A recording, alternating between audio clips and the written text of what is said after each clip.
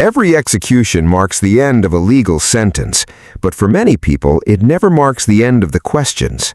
In Texas, some of the state's most infamous death row cases continued to divide opinions years after the execution chamber fell silent.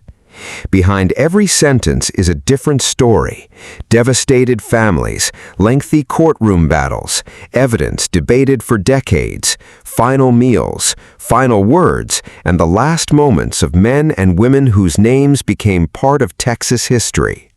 Some spent decades waiting for their fate. Others left behind controversies that still spark fierce debate today.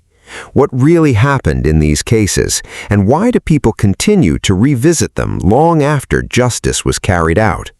These are 10 Texas executions that continue to leave lasting questions long after the sentences were carried out. All right, welcome back to the channel. Let's get into this one because it's wild. So picture this. A woman from Texas becomes one of the most talked about people on the planet. Not because she was famous, not because she did anything heroic, but because her life took one of the darkest, strangest, most unexpected turns imaginable. And by the time it all played out, the entire world was arguing about her. Politicians, religious leaders, celebrities, even people who normally never agree on anything somehow ended up on the same side of her case. Yeah.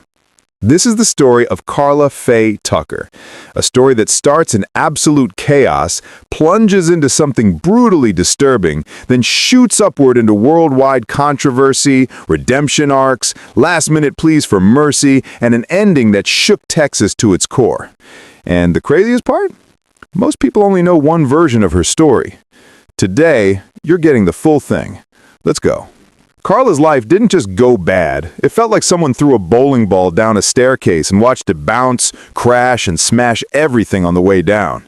She was the youngest of 3 sisters in Houston, Texas, born into a home where stability was pretty much a myth. Her parents' marriage was falling apart faster than she could keep track of. And, as she would later learn, her birth wasn't even the result of that marriage. Nope, it came from an affair. A discovery like that at age 10?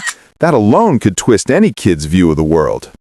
She started smoking at 8 years old. Most kids are still learning how to ride a bike, and she was learning how to inhale. By 12, she was already on drugs and having sex, and by 14, she dropped out of school completely, following her mom, Carolyn, into a rock band, roadies, groupies, substances, and a whole lifestyle where rules basically didn't exist. Her mom took her on the road with bands like the Allman Brothers and the Marshall Tucker Band. Imagine being a teenager surrounded by a world where you can do pretty much anything and no one tells you no. Except the anything is usually something that'll blow your life up later. By 16, Karla had already been married. A quick, chaotic relationship with a handyman named Stephen Griffith.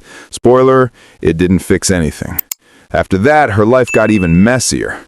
She fell in with a biker crowd, people who lived fast and burned out even faster. That's where she met a woman named Shawn Dean, who then married a guy named Jerry Dean, and who would later introduce Karla to the man that would change absolutely everything about her life. Danny Garrett. And honestly, that meeting set off a chain reaction you could never reverse. But that wasn't even the beginning of the chaos. Because once Danny entered the picture, everything accelerated. So here's where things get stormy, like there's a tornado outside and you're holding a kite. Stormy. Karla meets Danny Garrett through Shawn and Jerry Dean.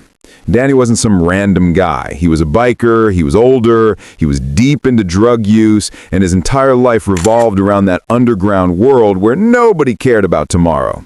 Karla fell into that environment like it was quicksand.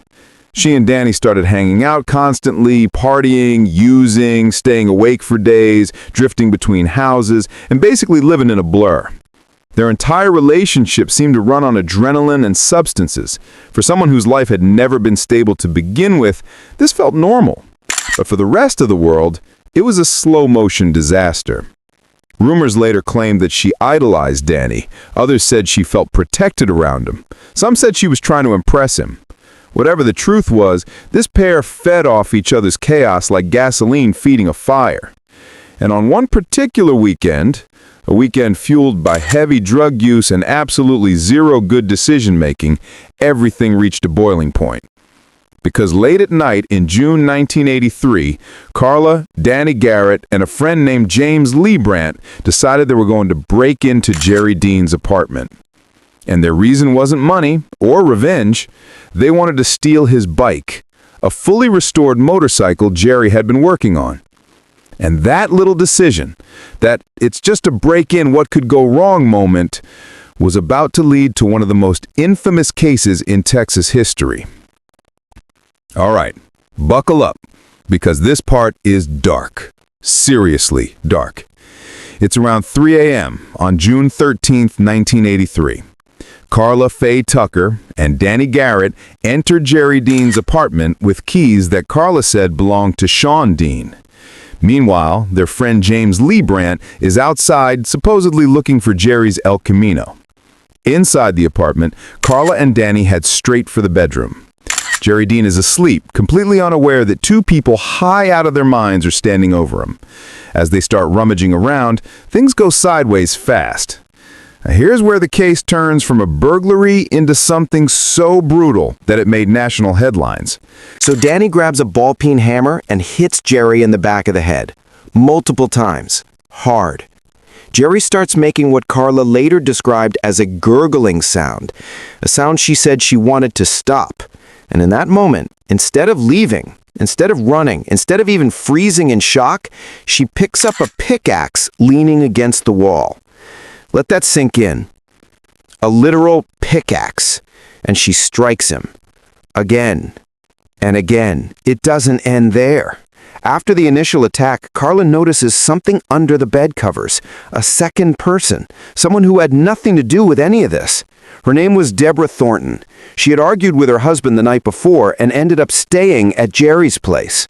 Deborah wakes up to a nightmare, a stranger with a pickaxe standing over her. The two struggle until Danny comes back, separating them. And then Karla, still in a drug-fogged frenzy, swings the pickaxe again and again. One final blow pierces directly through Deborah's chest. Later, Karla would tell people something deeply disturbing, that she felt good during the act, to the point of claiming intense sensations with each swing. Today, most people believe it was the drugs talking, not a true emotional reaction. But those statements would haunt her public image forever. When the sun came up, a co-worker of Jerry's entered the apartment expecting to pick him up for work and instead found a scene that would shock even veteran officers. It took police 5 weeks to track down Karla and Danny. 5 weeks for the frenzy to collapse. But when they finally arrested her, she had no idea that the world was about to change its entire perception of her twice. When Karla was arrested, most people expected her to be defiant, cold, maybe even indifferent. Instead, something shifted. She was thrown into a world where, for the first time, the chaos stopped. No drugs, no partying, no noise. And in that silent void, something unexpected happened. Karla asked for a Bible. She read it in her cell. At first, she didn't understand any of it, but then she dropped to her knees on the cold floor and cried, hard. She claimed she asked for forgiveness, that something in her broke open. Whether someone believes in that sort of spiritual pivot or not, what's undeniable is that Karla Faye Tucker changed dramatically. In interviews, she didn't sound like the woman from the arrest reports. She sounded calmer, softer, more grounded. She joined Bible studies, maintained perfect behavior, started writing letters to victims' family members expressing regret. Some people said she was faking it. Others said it was the first moment in her life where she wasn't high, abused, manipulated, or lost. But regardless of motives, that transformation became the foundation of a global movement. Interestingly, Karla testified against Danny during his trial. And while she had originally been charged with 2 killings, the charge for Deborah Thornton was dropped after her testimony. Danny, however, was still sentenced to death. He would die in prison in 1993 from liver disease, long before his execution date ever arrived. By the late 1980s and early 1990s, Karla's appeals kept getting denied, repeatedly. The system wasn't budging. But then something wild happened. People began paying attention, not because she was a woman, not because of the brutality, but because her transformation felt genuine to the outside world, and it was happening at a time when the death penalty was under massive public scrutiny. And Karla, she accidentally became the center of that storm. Now this is where things get really intense and really unusual for a Texas capital case. In June 1998, Karla filed a major request. She asked for clemency, arguing that she was under the influence of heavy drugs and wasn't herself at the time of the killings. But she also argued something deeper, that she had fundamentally changed and was no longer a threat to anyone. Normally that argument goes nowhere, especially in Texas. But her request didn't just catch attention, it caught fire. Suddenly religious leaders were speaking up. UN officials weighed in, foreign government officials, American politicians, conservative leaders, liberal activists, even televangelists. Among the people asking Texas to show mercy, Pope John Paul II. UN officials, Prime Minister Romano Prodi, Speaker of the House Newt Gingrich, Pat Robertson, who shocked his own audience by supporting Karla, and most surprisingly, Ronnie Carlson, the brother of Deborah Thornton, one of the victims. He initially supported the execution, later had a religious change of heart, and publicly begged for her life to be spared. That's rare, extremely rare. Karla became an international headline. The woman Texas wants to execute. A question of redemption. Can a murderer truly change? Documentaries, news panels, protests, rallies, all eyes were on Texas. People weren't arguing about whether she did it. That part was proven. They were arguing about what justice looked like when a person genuinely transformed. But Texas wasn't swayed. On January 28, 1998, the parole board rejected her appeal. And on February 3, 1998, the same day as her scheduled execution, Governor George W. Bush declined the final request to stop it. In Texas, governors can't just grant clemency outright. They can only approve it if the board recommends it, and they didn't. So now it was official. Karla would become the first woman executed in Texas in 135 years. Whether people agreed or disagreed, everyone knew the execution would send shockwaves throughout the country. February 3, 1998, the day everything reaches its final chapter. The state transports Karla from the Mountain View unit to Huntsville, not in a van, but on a TDCJ aircraft. Just the flight alone caught media attention because hardly anyone had seen that before. Her demeanor? Calm, almost surreal. Guards later said she thanked everyone she encountered. She hugged officers, she prayed, and she kept telling people she wasn't afraid. Her last meal was surprisingly simple: a banana, a peach, and a garden salad with ranch. Nothing dramatic, nothing indulgent, just light food. She chose 4 witnesses: her sister, her husband, who she married by proxy inside the prison, a close friend, and Ronnie Carlson, the victim's brother, who had forgiven her. On the victim's side, there were family members holding on to a pain that had lasted 15 years. As the witnesses filled the room, Karla was strapped to the gurney. She looked around at everyone and then delivered her final words. They weren't angry or defiant. They weren't self-pitying. They were remorseful. She apologized to both families. She told them she loved them. She told Ronnie to give Peggy a hug. She thanked the prison staff for their kindness. And her last line? She said she was going to meet Jesus. As the injection began, she hummed. She licked her lips, and she looked upward, staying calm until the end. 8 minutes later, at 6:45 p.m., she was legally gone. No woman in Texas had been executed since 1863. And after Karla's case, no woman would be executed there again for years. Her legacy was just beginning. After Karla Faye Tucker died, something strange happened. The conversation didn't end. It exploded even bigger. The global debate over whether she should have been executed never faded. Some said justice was served, that remorse doesn't erase what happened. Others said executing someone who had radically changed defeated the purpose of rehabilitation. Churches debated it, families debated it, legislatures debated it. She became a symbol, depending on who you asked, either of true transformation, a failure of mercy, a necessary punishment, or a human tragedy wrapped in addiction, trauma, poor choices, and bad influences. Documentaries followed, books were written, her letters became published. Even politicians referenced her case during discussions about capital punishment. To this day, her name still appears in debates about redemption and justice. One thing everyone agrees on, Texas had never handled a case quite like hers, and none has ever been exactly like it since. The story of Karla Faye Tucker isn't clean, isn't simple, isn't a fairy tale or morality play. It's messy, painful, violent, tragic, and deeply human.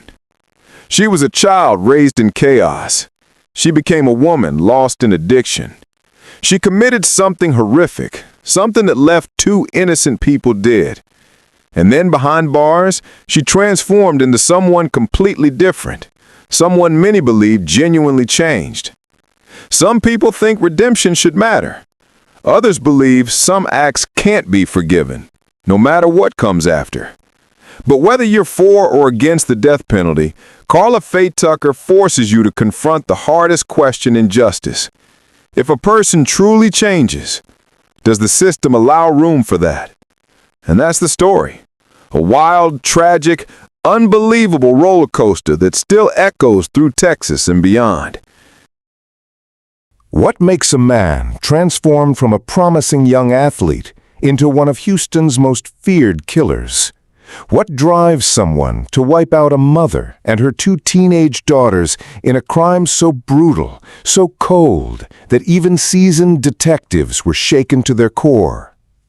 This is the story of Garcia Glen White, a man who went from football star to death row inmate. A man who confessed to a crime so gruesome that prosecutors described it as one of the darkest cases in Houston's history. But here's the twist. His path to death row wasn't straightforward. His shocking lie during interrogation, the bizarre involvement of a dead man, and years of controversy surrounding Houston's troubled DNA crime lab all threatened to change the course of justice.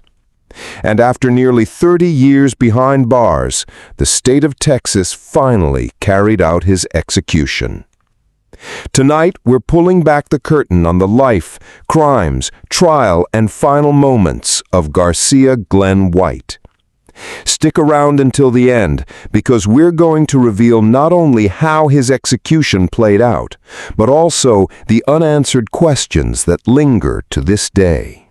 To understand how Garcia Glen White ended up on death row, you have to start at the beginning.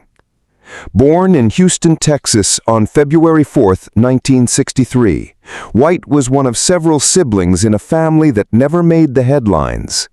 As a teenager, he stood out for one thing: football. At Whitley High School, White was known as a promising player.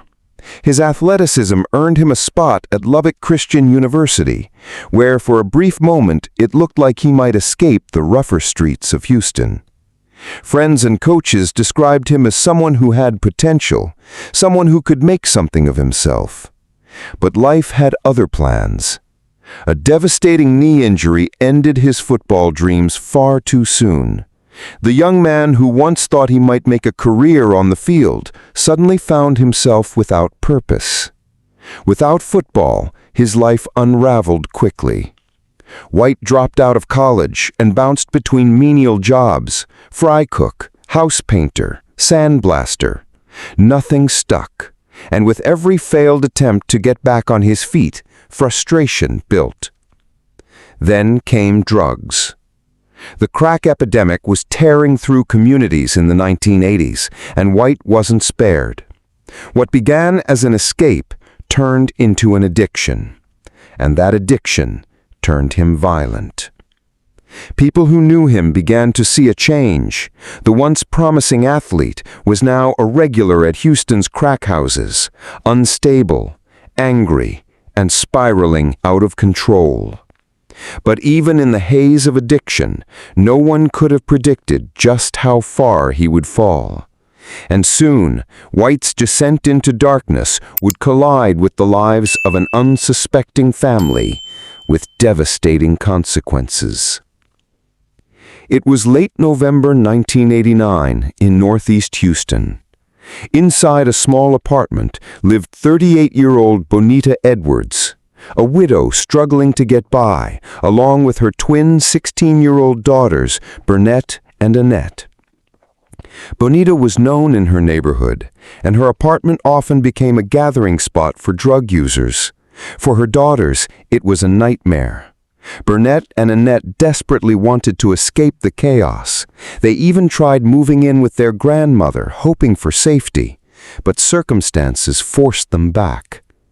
That night, November 30th, 1989, Garcia Glen White showed up at Bonita's apartment.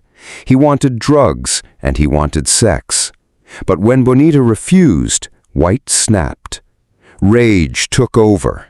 He pulled out a knife and stabbed Bonita repeatedly, leaving her bleeding in the living room. The screams of their mother drew the attention of her daughters. What followed was pure horror. White sexually assaulted Annette before stabbing her in the chest and slashing her throat. He then turned on Burnett in the bathroom, repeating the same brutal violence. When it was over, the once lively apartment was silent. White partially covered Annette's body with a blanket, shoved a towel into Burnett's mouth, and left as if nothing had happened. For 2 days, the apartment remained locked, the bodies hidden inside. On December 2, Bonita's boyfriend, King Solomon, grew worried when she didn't answer calls.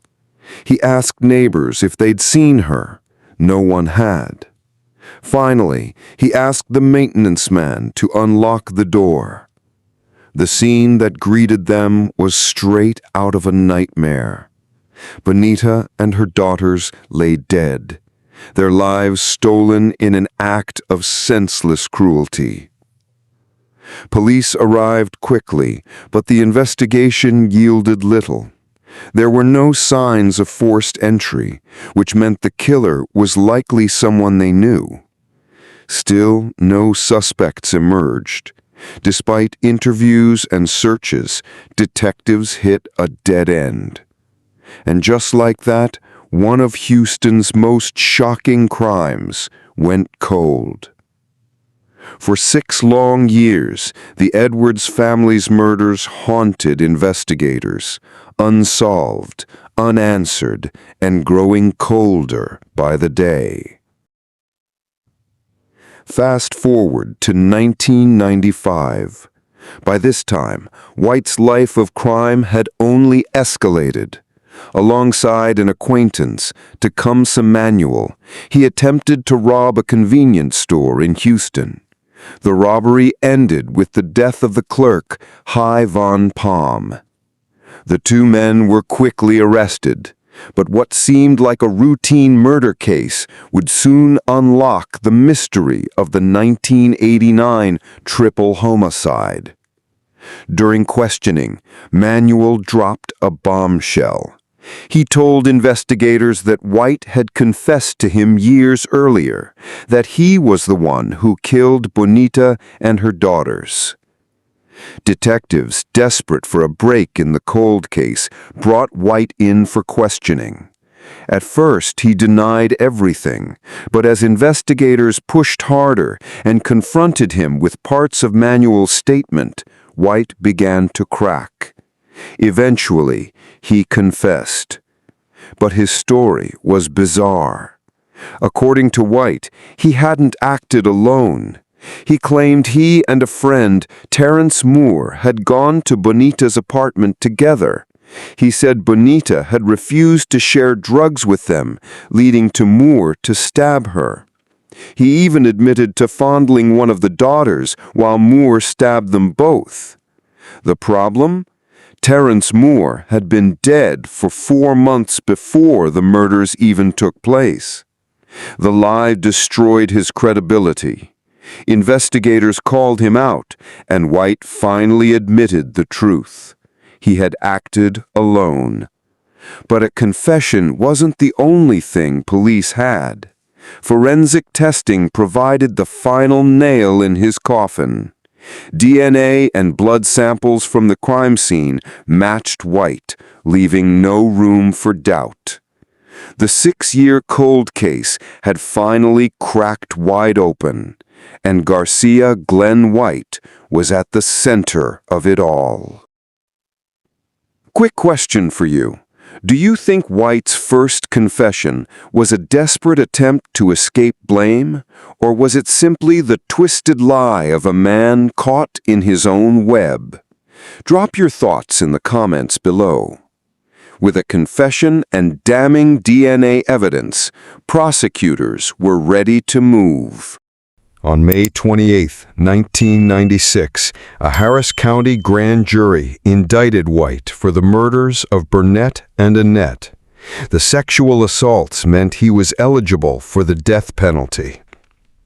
Just 2 months later, he stood trial. The jury didn't take long. White was found guilty, and the sentence was death. But White wasn't ready to give up. Over the years, he filed appeal after appeal.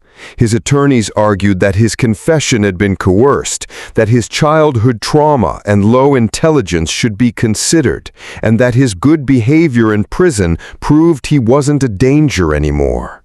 Still, each appeal was denied. But his lawyers weren't done. They soon found an angle that shook the foundation of the case itself. And it came from the very heart of Houston's justice system. In the early 2000s, the Houston Police Department's crime lab came under fire. Investigations revealed sloppy work, inaccuracies, and mishandling of evidence. By 2004, the scandal had grown so large that even cases like White's were pulled into question. Private labs tried to replicate the DNA results from his case, but couldn't. White's defense team seized on this. They argued that if the DNA couldn't be trusted, how could anyone be sure of his guilt? They pointed to a blanket found at the scene, where testing suggested another man's DNA might have been present.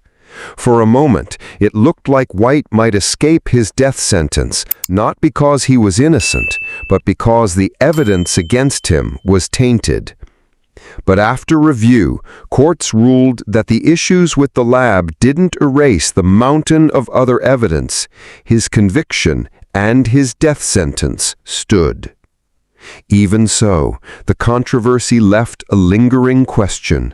If the system itself was flawed, how many other cases were hanging by a thread? In 2014, nearly 20 years after his conviction, White was given an execution date, January 28, 2015. His attorneys pushed back hard. They argued again that his confession was unreliable, that his pristine prison record showed rehabilitation, and that executing a man with low intelligence and a traumatic past was unjust. On January 27, 2015, just 1 day before his scheduled execution, the Texas Court of Criminal Appeals issued a stay. For a moment, White's life was spared, but it was temporary. Years passed as his case moved through the courts. Appeals were filed, arguments rehashed, and delays mounted. Finally, in 2024, the fight was over. At the request of Harris County District Attorney Kim Ogg, Judge Deshaun Jones set a new execution date, October 1, 2024. After nearly 3 decades on death row, White's time had run out. On October 1, 2024, at the Huntsville unit in Texas, Garcia Glen White was strapped to a gurney. At 61 years old, he had spent nearly half his life on death row. Witnesses gathered, the drugs were prepared, and with one final injection, White's life came to an end. The execution was carried out without incident, no dramatic last-minute stays, no last-minute confessions, just the quiet end of a man who had once terrorized a family and haunted a city. Garcia Glen White's story is one of tragedy layered on tragedy. A young athlete with promise destroyed by injury and addiction. A mother and her daughters brutally murdered in their own home. A justice system questioned because of faulty labs and endless appeals. In the end, White was executed for his crimes, but his case left behind doubts, questions, and reminders of just how fragile justice can be. So we ask you, was justice truly served in this case, or did the controversies surrounding his confession and the DNA lab leave room for doubt? On a quiet Sunday morning in Garland, Texas, a 76-year-old grandmother walked into her job at a small convenience store, and within minutes, she was fighting for her life in a way no one deserves. The security cameras inside captured everything, every second of terror, every frame that prosecutors would later call one of the most horrifying pieces of footage ever played in a Dallas courtroom. But what the cameras didn't show was why it happened. The man responsible, 36-year-old Matthew Lee Johnson, didn't run, didn't hide, and didn't deny what he did. But his story didn't start on that day, and it didn't end there either. 13 years later, on the very same date, May 20, he would lay strapped to a gurney inside the Huntsville execution chamber. And the final words he spoke left the victim's family stunned. This is the story of a brutal crime, a broken life, a grieving family, and an ending that came full circle in the most haunting way imaginable.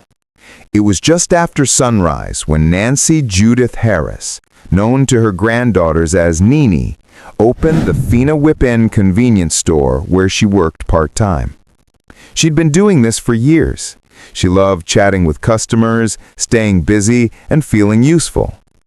Nothing felt unusual. But at 7:30 a.m., the front door opened, and a man walked in holding a lighter and a plastic bottle. He wasn't there to buy anything. Within seconds, he walked behind the counter, a place no customer should ever be. And before Nancy could even react, he tilted the bottle forward and began pouring lighter fluid over her head. She froze. He demanded money. Even with chemicals running down her face and shirt, Nancy tried to stay calm. She opened the register. She did everything he asked, hoping obedience would save her life. It didn't. As soon as the drawer popped open, Matthew grabbed the bills, grabbed coins, grabbed 2 cigarette lighters, 2 packs of cigarettes, and then he did something prosecutors later described as pure evil. He flicked the lighter. In an instant, Nancy burst into flames. Her arms, her chest, her neck, her hair, her entire body was engulfed. With her skin burning, she stumbled toward the sink behind the counter, trying to extinguish herself. The flames dimmed, but only for a moment. Her shirt, still soaked in lighter fluid, ignited again. Meanwhile, Matthew calmly walked out of the store, grabbed a handful of candy on the way out, and vanished from camera view.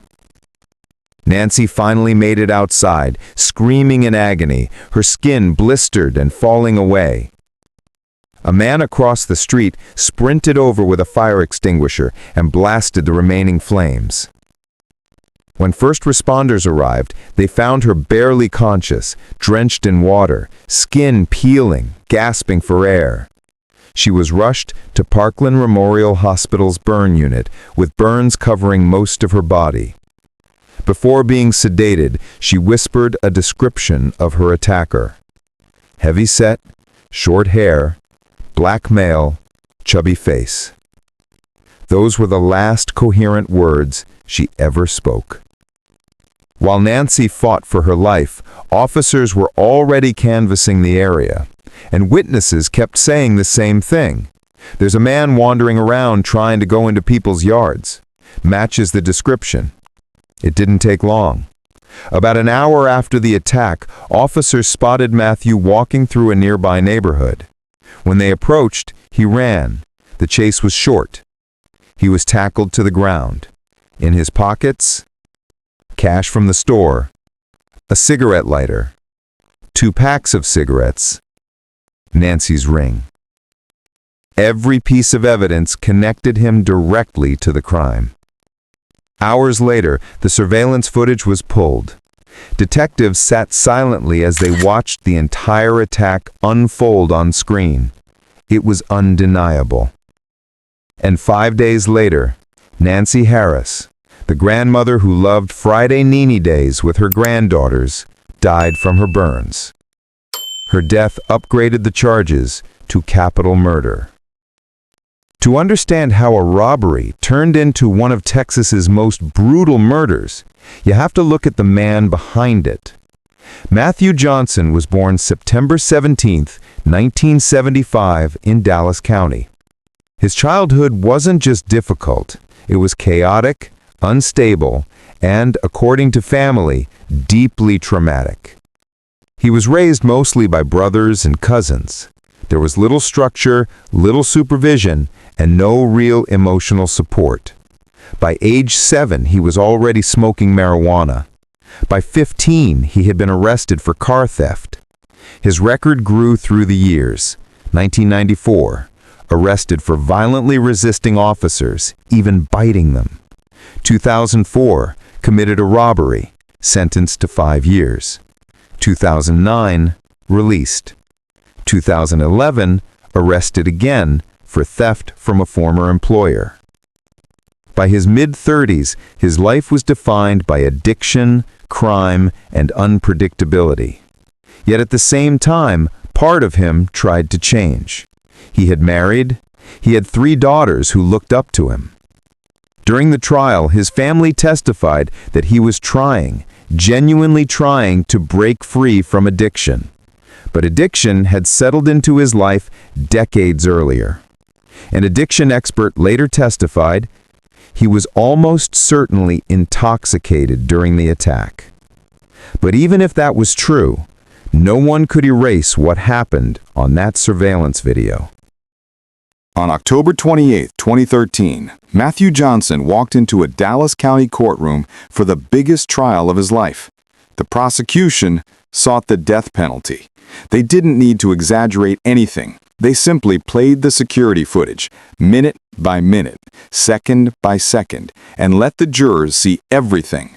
Matthew pouring lighter fluid on a grandmother, she obeying him, he igniting her anyway, her running in flames, his calm walk out of the store as she burned alive. When the footage played, the courtroom went silent. Some jurors covered their mouths, a few cried. In the punishment phase, Matthew took the stand. He said, "I never meant to set her on fire. I only wanted to scare her."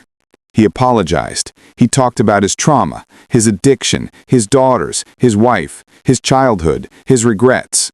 He begged the jury to spare his life so he could live long enough to see his daughters grow up.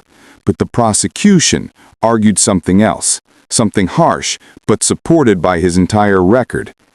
He is a danger to society. He always has been, he always will be. Then came the hardest part of the trial, the victim impact statements. Nancy's children and grandchildren walked to the stand with trembling voices and shattered hearts. One son said, "I will be there at your execution." Another told him, "I hope my mother's screams haunt you." Her granddaughters said he wasn't truly sorry and never would be. On October 30th, the jury found him guilty. On November 8th, they delivered the punishment, death. Matthew didn't react. He didn't cry. He didn't protest. According to his attorney, he expected it. After sentencing, the appeals began, and each one ended the same way. 2015, Texas Court of Criminal Appeals denies. 2016, U.S. Supreme Court refuses to review. 2019, state habeas denied. 2022, federal habeas denied. 2023, Fifth Circuit denies. 2024, U.S. Supreme Court declines again. Final denial. Every legal door closed, and Matthew knew it. In January 2025, a Dallas County judge signed the death warrant. Execution date, May 20th, 2025, the 13th anniversary of the crime. The symbolism wasn't lost on anyone. Matthew chose not to fight it. No emergency appeals, no last-minute filings, no attempts to delay. On May 16th, the Texas Board of Pardons and Paroles denied his clemency request. Nothing stood between him and the Huntsville death chamber. May 20th, 2025. The same day, same month, same hour, he attacked Nancy Harris 13 years earlier. At the Huntsville unit, Matthew was brought into the execution chamber. Witnesses included members of Nancy Harris's family, the same family who once said they hoped her screams would haunt him. At 6:53 p.m., a doctor would pronounce him dead. But before the chemicals flowed, he was asked, "You may make a final statement." Matthew turned his head, looked directly at the Harris family, and said, "As I look at each one of you, I can see her on that day. I ask for your forgiveness. I never meant to hurt her." For a moment, the room was silent. Then the drugs entered the IV line. Within minutes, he was gone. Nancy Harris spent her last conscious moments fighting flames and pain most of us can't imagine. Matthew Johnson spent his last conscious moments staring at the family of the woman he killed. The family he could never repair. 2 lives destroyed, 2 families shattered, and a story that forces one haunting question. Was this justice, or simply the only ending a tragedy like this could ever have? He was 9 years old, but by the time paramedics saw him, he weighed about as much as a toddler, 35 pounds, bones showing, skin marked by injuries no child should ever carry. His name was Devontae, and he didn't get the chance to become anything more than a headline. What shocked investigators even more was the home he lived in, an ordinary apartment in Arlington, Texas, and the 2 adults inside it. One would take a plea. The other would one day walk into the death chamber as the only woman Texas executed in the entire decade, and her name was Lisa Ann Coleman. But the story of how she got there, that was far more complicated than anyone expected. When detectives stepped into that apartment on July 26, 2004, they weren't prepared for what they found. The smell of infection hung in the air. Dirty blankets were thrown in piles. Rooms looked lived in, but somehow empty, like a space that was supposed to protect the child, but hadn't for a long time. And then the autopsy brought everything into sharp focus. Tiny scars, not a handful, not dozens, but hundreds. Some faded, some fresh, some still open. Marks that suggested binding, infections that showed long-term neglect, and injuries that didn't match the stories they were hearing. It was clear something terrible had been going on behind closed doors. But the question that investigators couldn't shake was simple.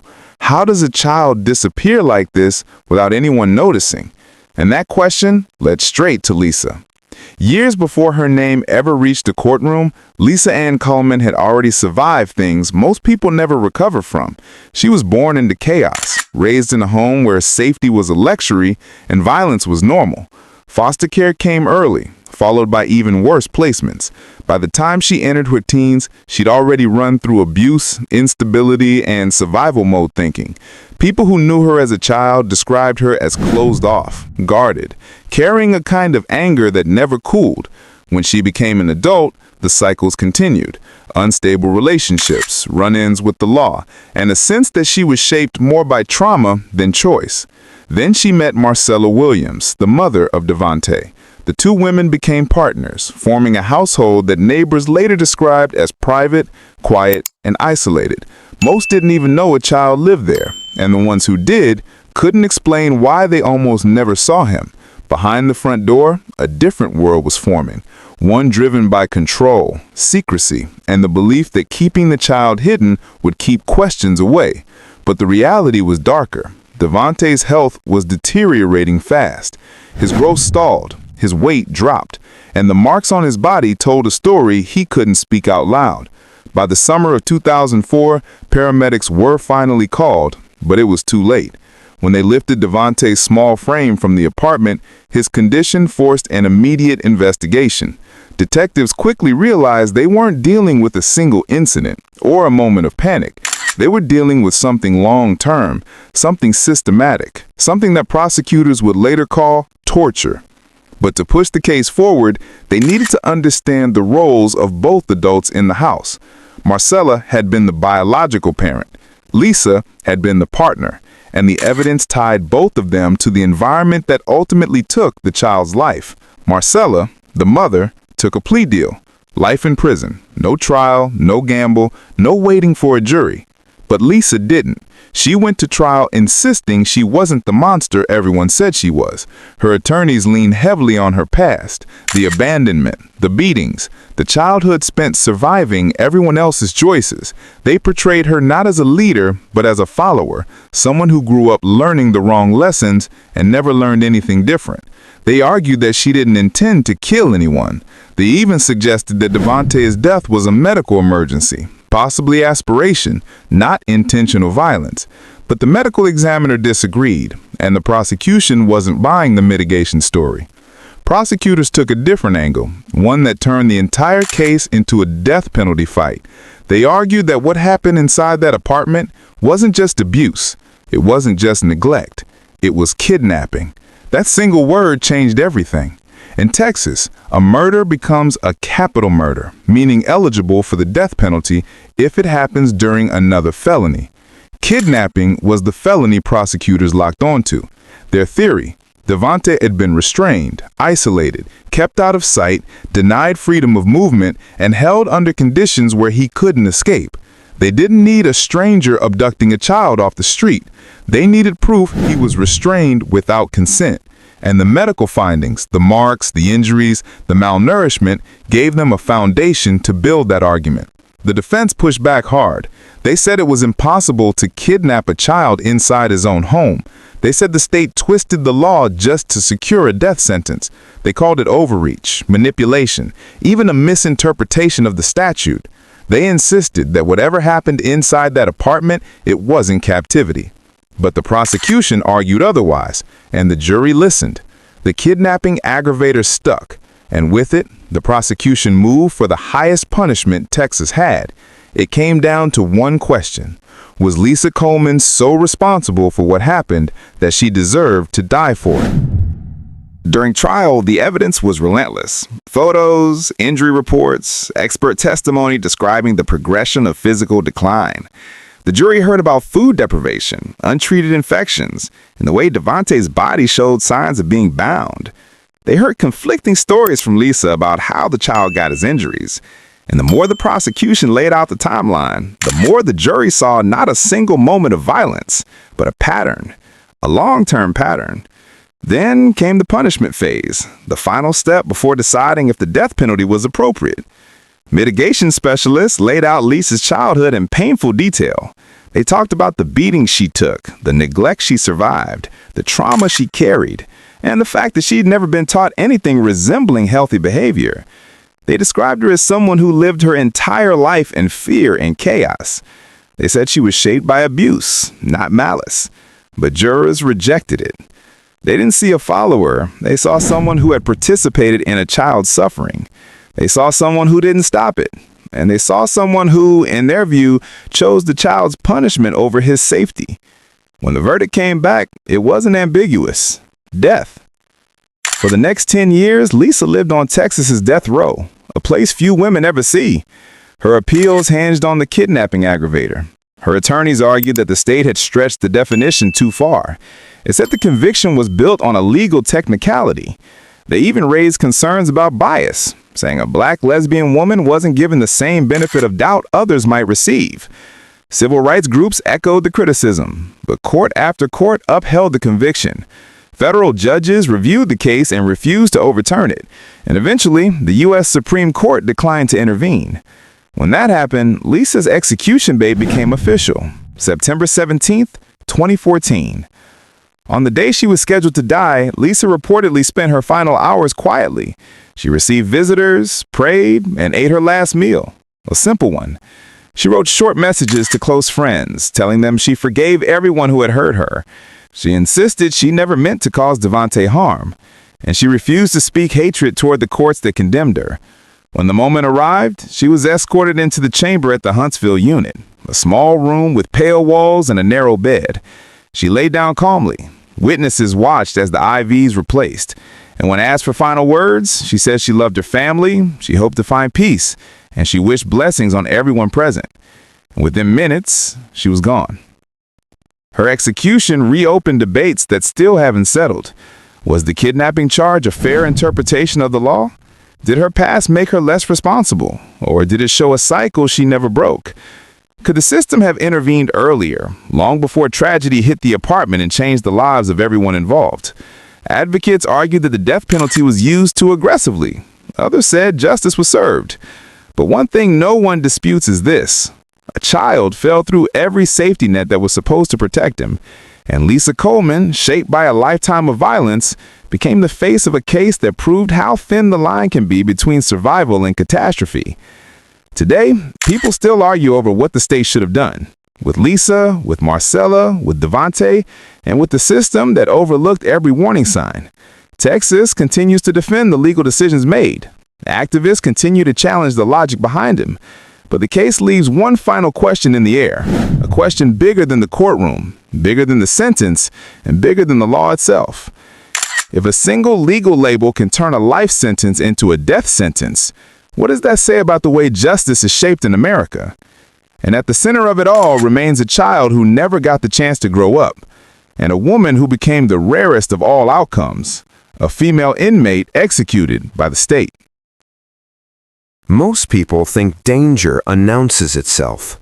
Loud arguments, raised voices, warning signs you can't miss. But sometimes it arrives quietly, with a simple request. A neighbor asking for sugar, a door opening out of kindness, and a moment that would spiral into one of the most disturbing crimes in Texas history. Because this wasn't just a murder, it became a symbol, a milestone, and one of the most controversial executions the state had ever carried out. But before the headlines, before death row, before Texas marked a grim number that still sparks debate today, there was a woman whose life didn't begin in chaos at all. Kimberly McCarthy was born in Texas in 1961, and for a long time, her life followed a path that looked almost ordinary. She wasn't raised in violence. She wasn't known for cruelty. She built a career working as an occupational therapist in a nursing home, caring for elderly patients who depended on her patience and trust. She married. She had a son. From the outside, there was nothing about her life that suggested how it would end. But beneath that surface, something was unraveling, and it didn't happen all at once. At some point in adulthood, addiction entered the picture, and once it did, it took control fast. Crack cocaine became the center of everything. Money vanished. Stability followed right behind it. Her record began to grow. Forgery, theft of services, prostitution, each charge more serious than the last, each one signaling a deeper spiral. It wasn't a sudden fall, it was a slow erosion. Friends drifted away, opportunities disappeared, and desperation replaced judgment. By the mid-1990s, the woman who once helped elderly patients regain their independence was barely holding her own life together. And then came a summer day in 1997 when desperation turned deadly. Dorothy Booth was 71 years old, a retired college psychology professor, a quiet woman living alone in Lancaster, Texas. She was the kind of neighbor people trusted, the kind who didn't hesitate to help someone nearby. So when Kimberly McCarthy called her and said she was coming over to borrow a cup of sugar, nothing seemed strange. It sounded harmless, ordinary, the kind of request no one thinks twice about. Dorothy opened her door. According to prosecutors, what followed was not a visit. It was a robbery disguised as kindness. Inside the house, the situation exploded into violence. Dorothy Booth was stabbed multiple times. She was beaten, and in one of the most chilling details of the case, her finger was severed so her wedding ring could be taken. The crime wasn't just brutal, it was personal. A neighbor, someone she recognized, someone she trusted. When it was over, Dorothy Booth was gone, and the person investigators believed was responsible didn't disappear quietly. She drove away in Dorothy's car. The next 24 hours would destroy any hope of this crime staying hidden. Credit cards belonging to Dorothy Booth were used at a liquor store. Her driver's license turned up in someone else's possession. Her Mercedes was seen being driven through Dallas. And when police searched Kimberly McCarthy's home, they found something impossible to explain away: the murder weapon. DNA later confirmed the blood on it belonged to Dorothy Booth. The ring taken from the severed finger? Pawned. The money, according to prosecutors, it went straight towards feeding an addiction. By the next day, Kimberly McCarthy was charged with murder. The case against her moved quickly, but what happened next is what transformed this from a single homicide into something far more controversial. At trial, prosecutors didn't stop with Dorothy Booth. During sentencing, they introduced DNA evidence linking McCarthy to 2 other killings, murders she had never been tried for. 2 elderly women, both killed years earlier, both beaten and stabbed in their own homes. Maggie Harding was 81, Jetty Lucas was 85. Their deaths dated back to 1988. And although McCarthy was never convicted for either crime, prosecutors argued the DNA tied her to both scenes. This wasn't about determining guilt for those cases. It was about punishment. The jury was asked to consider these untried killings when deciding whether Kimberly should live or die. And that decision sparked debate that hasn't faded. Was it fair to weigh alleged crimes that never went to trial? Or was it necessary to understand the full scope of who they were sentencing? The jury didn't hesitate long. In 1998, Kimberly McCarthy was sentenced to death. For a brief moment, it looked like that sentence might not stand. In 2001, an appellate court overturned her conviction, ruling that her confession had been illegally obtained. It was a massive development, one that gave her defense new hope. But that hope didn't last. At her retrial in 2002, prosecutors presented their case again, this time without the flawed confession. And once again, the jury reached the same conclusion: death row. Still, the appeals continued. Her attorneys raised serious claims, including allegations that black jurors had been improperly excluded during jury selection. McCarthy was black, her victim was white, and nearly the entire jury that sentenced her was white.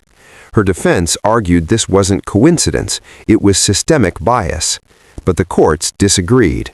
Appeal after appeal was denied, and slowly the window for intervention closed. Years passed. Death row became routine.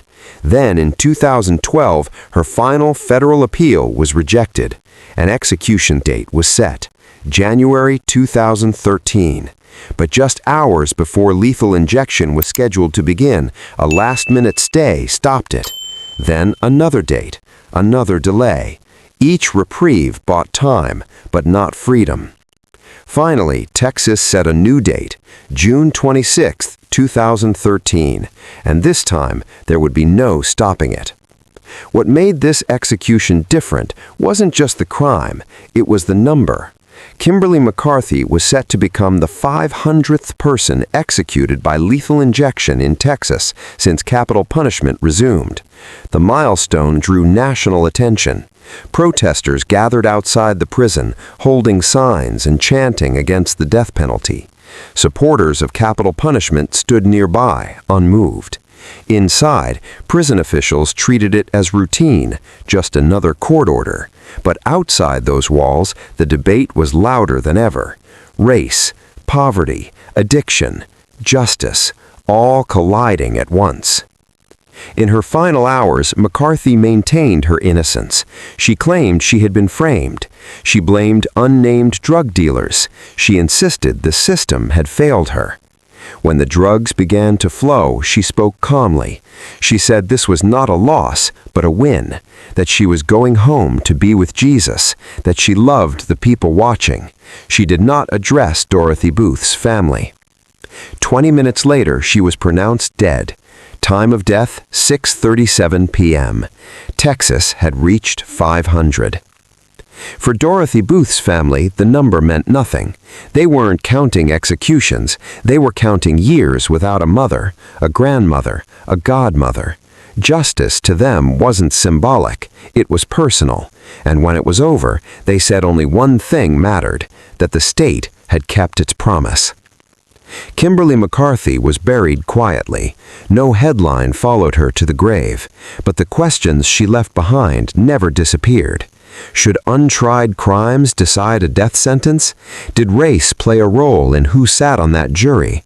Does addiction explain anything or excuse nothing? And when a state reaches a number like 500, does it represent justice served or a system hardened by repetition? Executions in Texas are usually fast, predictable, and tightly choreographed. But on this night, something felt wrong almost immediately. Witnesses were seated, the clock was moving, and then nothing happened. Minutes stretched into nearly 2 hours of silence, leaving everyone inside and outside the prison wondering the same thing. Why was this execution taking so long? What unfolded behind the walls of the Huntsville unit wasn't just delayed, it exposed a web of legal chaos, medical concerns, and last-minute court battles that followed Stephen Barbee all the way to his final breath. And once you understand what happened on that gurney, the questions don't stop. Stephen Barbee wasn't like most inmates who enter the execution chamber. For years, his body had been failing him. Court records showed that Barbee suffered from severe joint deterioration that steadily robbed him of movement. His arms couldn't straighten, his shoulders locked. Even basic tasks required assistance. He used a wheelchair and had long relied on medical accommodations inside prison. According to Barbee himself, forcing his arms straight wasn't just uncomfortable, it was impossible. He said even aggressive pressure wouldn't do it unless his arms were broken. That mattered because Texas executions are designed around one assumption: the inmate can lie flat, arms extended, ready for IV lines. Barbee couldn't. His lawyers warned that restraining him in the usual way could cross into cruel treatment. They argued the execution wouldn't just end his life, it could cause unnecessary suffering beforehand. Prison officials responded with reassurance. They promised adjustments, flexible straps, alternate IV locations if needed. But none of that erased the uncertainty. Because when a system built for speed meets a body that won't cooperate, something is bound to go wrong. And it did. Reporters entered the prison shortly after 6 p.m., a signal that the execution was about to begin. That's when the waiting started. Barbee was strapped to the gurney, his arms bent rather than stretched flat. Within minutes, an IV was placed in his right hand. So far, everything appeared under control. Then the process stalled. Officials struggled to establish a second working line. Time kept passing. Witnesses remained seated behind glass. No one was told what was happening. Outside the prison, protesters began to worry. Executions rarely last more than an hour. This one had already exceeded that and kept going. Eventually, more than half an hour later, officials inserted an IV into the left side of Barbee's neck. Only then did things move forward. But by that point, nearly an hour and a half had passed since Barbee was first restrained. What was meant to be routine had become prolonged and tense. The prison later admitted the delay came down to his inability to extend his arms. And while officials said everything proceeded within protocol, the silence spoke louder than any statement. Because physical complications weren't the only thing threatening to stop this execution. Just hours before Barbee was scheduled to die, his execution was thrown into chaos again. Federal courts were still fighting over whether Texas was violating his religious rights. The issue wasn't new. The U.S. Supreme Court had recently ruled that inmates must be allowed spiritual advisors who can audibly pray and physically touch them in their final moments, unless there's a clear safety reason not to. Texas claimed it would comply, but critics argued the state never put those promises into a written policy. A federal judge agreed. He ruled that Texas couldn't execute Barbee unless it formally clarified his religious accommodations. Without a clear policy, the judge said prison officials had too much discretion to revoke those rights at the last second. But higher courts disagreed. The appeals court overturned the injunction. Then the Supreme Court declined to intervene. By early Wednesday afternoon, the execution was back on. This legal ping-pong had followed Barbee for years, and it wasn't the only courtroom battle that nearly changed his fate. Stephen Barbee was sentenced to death for the 2005 killings of Lisa Underwood and her young son. Prosecutors said the motive was fear. Underwood was pregnant, and Barbee allegedly worried she would reveal the pregnancy to his wife. According to investigators, that fear spiraled into violence. Barbee initially confessed during police questioning. Then he took it all back. He claimed the confession was the product of fear and pressure. He said he didn't commit the killings and that another man, his co-worker, was responsible. That co-worker later pleaded guilty to tampering with evidence and admitted helping dispose of the bodies. Prosecutors argued this confirmed Barbee's guilt. Barbee argued it proved he was telling the truth about someone else being involved. Even DNA evidence complicated the narrative. Tests later showed Barbee wasn't the biological father of the unborn child. Despite the contradictions, the jury convicted him. The entire trial, including sentencing, wrapped up in less than 3 days. But the most controversial moment came from someone Barbee thought was on his side. During trial, Barbee's attorney made a move that would haunt the case for years. He conceded Barbee's guilt to the jury, against Barbee's wishes. The lawyer believed admitting guilt might spare Barbee from death. Barbee believed it destroyed his only defense. Years later, the Supreme Court ruled that defendants have the right to insist their lawyers do not admit guilt, even if the lawyer thinks it's strategically smarter. That ruling opened the door for Barbee, but Texas courts shut it just as quickly. Judges ruled that Barbee hadn't objected clearly enough at the time, even though he maintained his innocence, even though he was shocked by the concession. The court said he didn't explicitly outline an innocence strategy beforehand. On a technicality, his appeal failed. After that, the state moved swiftly to set a new execution date. Still, Barbee wasn't done fighting. As execution day approached, Barbee's attorneys launched one last wave of appeals. They raised two main concerns. First, religious freedom. They argued Texas still lacked a clear and forcible policy guaranteeing spiritual contact during executions. Second, medical harm. They warned that restraining Barbee on a gurney could cause intense pain due to his physical limitations. Prison officials pushed back hard. They submitted affidavits promising accommodations, adjustable straps, bent arms allowed, alternate IV sites if necessary. Judges sided with the state. The Texas Board of Pardons and Paroles unanimously denied clemency, no reprieve, no commutation. By Wednesday evening, there was nothing left to stop the execution, and once the IV lines were finally flowing, the chamber fell silent again for a very different reason. After the IV issues were resolved, Barbee gave his final statement. He thanked God, he thanked his minister, he thanked those who supported him. He spoke about peace, about faith, about eternity. His spiritual advisor stood beside him, praying and laying hands on him as promised. At 7:09 p.m., the lethal dose was administered. Witnesses reported no unusual reaction, no visible distress, just a gradual stillness. 26 minutes later, Stephen Barbee was pronounced deceased. It had taken nearly an hour and a half from the moment he was restrained. And when the witnesses finally exited the prison, the delay that started the night remained the question everyone carried with them. Stephen Barbee's execution wasn't just about guilt or innocence. It became a test of how the system handles disability on death row. A test of whether religious rights are honored in practice or only in theory. And a reminder that even when the outcome is decided, the process can still unravel. Support for the death penalty has been declining for years. Cases like this only add fuel to the debate. Because when an execution meant to be routine turns prolonged, legally chaotic, and medically complicated, it forces an uncomfortable question. Did the system work exactly as designed, or did it expose cracks no one wants to look at too closely? And for those watching from behind the glass, the wait that night may have ended, but the controversy didn't. He was sentenced to die, yet at one point he calmly walked out of a major jail wearing a fake badge and nobody stopped him.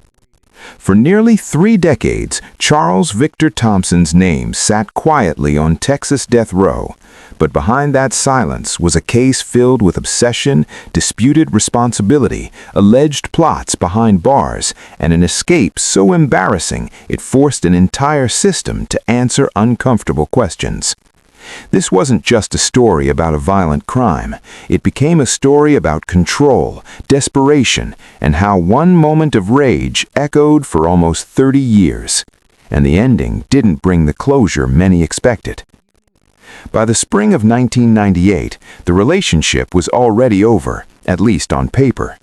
Charles Thompson and Glenda Denise Hayslip had split, and she had started seeing someone new.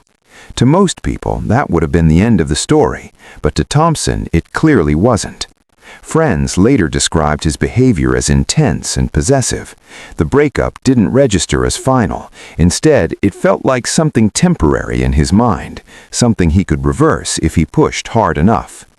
On the night of April 29, 1998, that tension finally boiled over.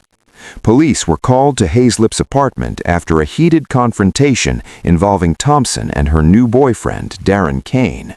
Officers arrived, calmed the situation, and escorted Thompson away. From the outside, it looked like the danger had passed. But it hadn't. Because what mattered most wasn't that Thompson had been removed, it was that he felt humiliated, replaced, shut out. And that feeling didn't fade as the hours passed. It intensified, and a few hours later, he came back. Just after midnight on April 30th, the quiet of the apartment complex was shattered. Thompson returned, this time armed. He forced his way inside, confronting both occupants. What happened next unfolded in seconds, but would define the rest of his life. Kane was struck first and passed almost immediately. Hayslip was also hit, suffering devastating injuries. Emergency responders rushed her to the hospital, where doctors fought to keep her alive. Thompson didn't stay. He fled the scene, discarded the weapon, and went to a trusted acquaintance's home. There, he reportedly described what he had done in chilling detail. By morning, he contacted his father, and with his father's help, Thompson surrendered. At that point, the case seemed straightforward, but it wouldn't stay that way, because one question soon consumed the courtroom. What actually caused Glenda Hayslip's death? At trial, no one disputed that Thompson pulled the trigger. The real battle was about responsibility. Hayslip had survived the initial injury and was transported by life flight to a Houston hospital. Doctors worked through the night, facing severe complications caused by internal trauma and swelling. Days later, she was removed from life support and passed. The defense seized on that gap. They argued her passing wasn't directly caused by the shooting, but medical errors and later decisions made by doctors and family members. According to this theory, those choices broke the chain of responsibility.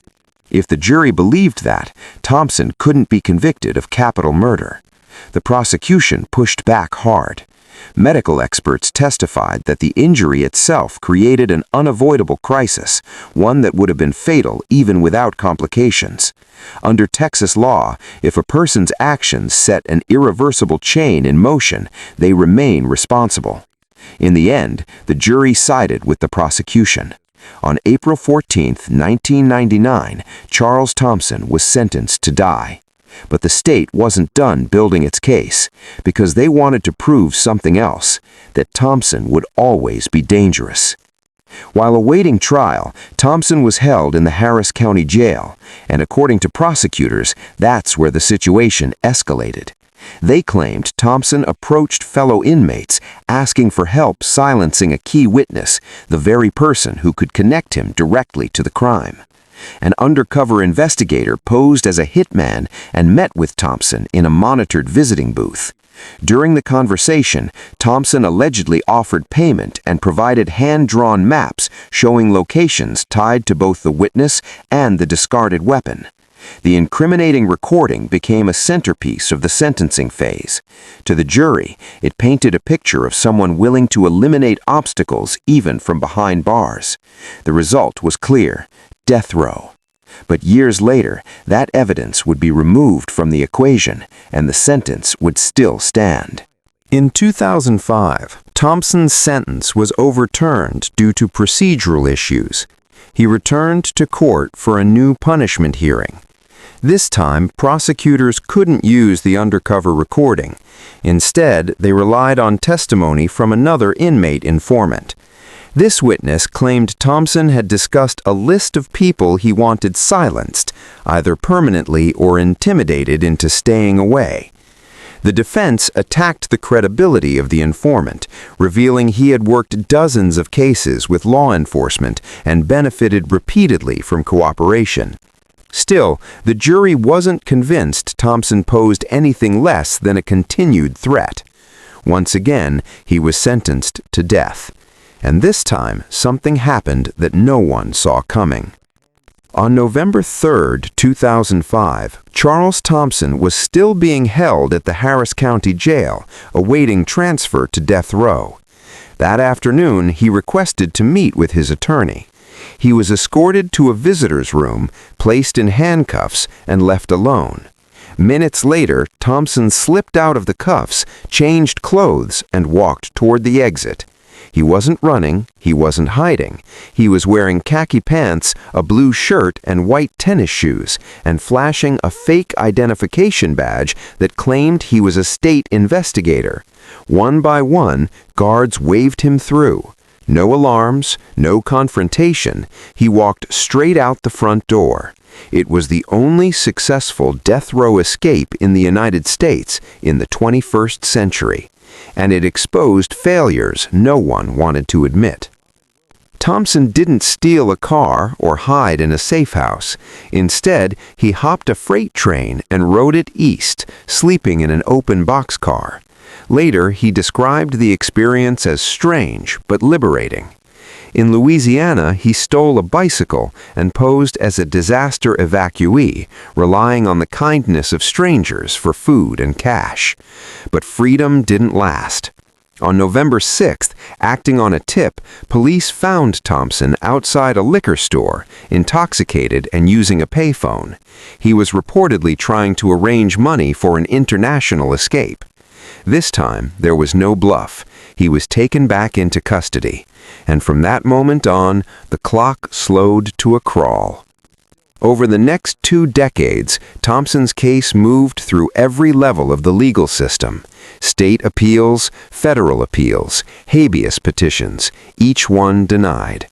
Courts consistently upheld the conviction and sentence. By 2025, there were no options left. A death warrant was issued. Execution was scheduled for January 28, 2026. In interviews leading up to the date, Thompson acknowledged the reality, though he insisted the punishment only created more loss, not resolution. On the evening of January 28, 2026, Charles Victor Thompson was executed by lethal injection at the Huntsville unit in Texas. He was 55 years old. In his final statement, he apologized to the victims' families and said there were no winners, only more pain carried forward.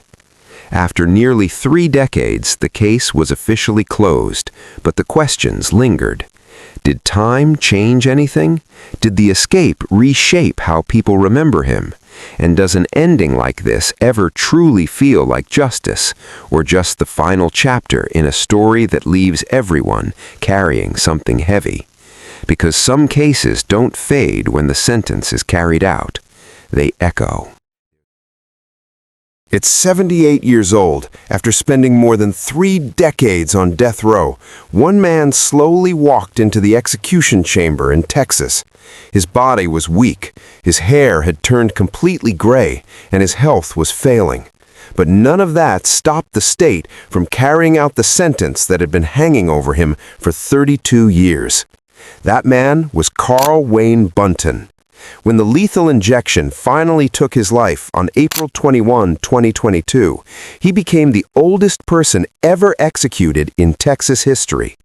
But here's the thing that still sparks debate today. By the time he was executed, Buntion was elderly, sick, and had spent decades behind bars without causing trouble. Even a U.S. Supreme Court justice questioned whether executing someone after such a long time was constitutional. So the big question is, was justice finally served, or did the system take things too far?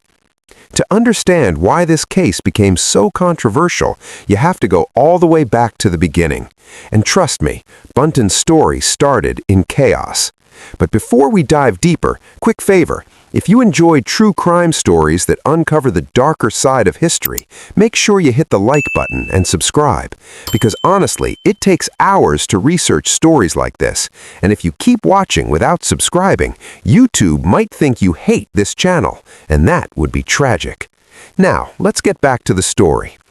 Long before he ever stepped inside a courtroom, Buntion grew up in an environment that many people would describe as deeply unstable. He was born in 1944 into a household filled with violence. According to testimony later revealed in court, his father was an extremely dangerous man. At one point, his father reportedly killed a man in front of one of his own children, and the violence didn't stop there. Family members later described brutal abuse happening regularly inside the home. In one particularly disturbing incident, Bunton's father allegedly smashed his wife's teeth during an attack. The children weren't spared either. Broken bones, beatings, and constant fear were reportedly part of daily life. Bunton later claimed that growing up in that environment left him with severe psychological trauma. He said the abuse haunted him for the rest of his life. But childhood trauma alone doesn't determine someone's future, and as Bunton got older, his life began taking a much darker path. Because by the early 1960s, he had already started building a criminal record, and it would only get worse from there. The first official mark on Bunton's criminal record came in 1961. It was a theft conviction, but that was just the beginning. Over the next several years, the charges continued piling up. Burglary, property damage, drug possession. One arrest after another began forming a long rap sheet. Eventually, Bunton ended up serving time in prison, but the most disturbing conviction involved the assault of a child. For that crime, he received a 15-year prison sentence. However, he didn't serve the full term. After about 13 months, he was released on parole, and that decision would later become one of the most controversial parts of this entire story, because not long after his release, tragedy struck his family. His twin brother, Kenneth Bunton, became involved in a violent confrontation with police. During a shootout, Kenneth was killed. According to reports that later surfaced, Bunton was furious. Some people claimed he even vowed revenge against law enforcement. One witness reportedly said Bunton made a chilling statement. He allegedly said he would rather shoot it out with police than ever go back to prison again. Whether that statement was real or exaggerated remains debated, but what happened next would make headlines across Texas, because just a few months later, a routine traffic stop turned deadly.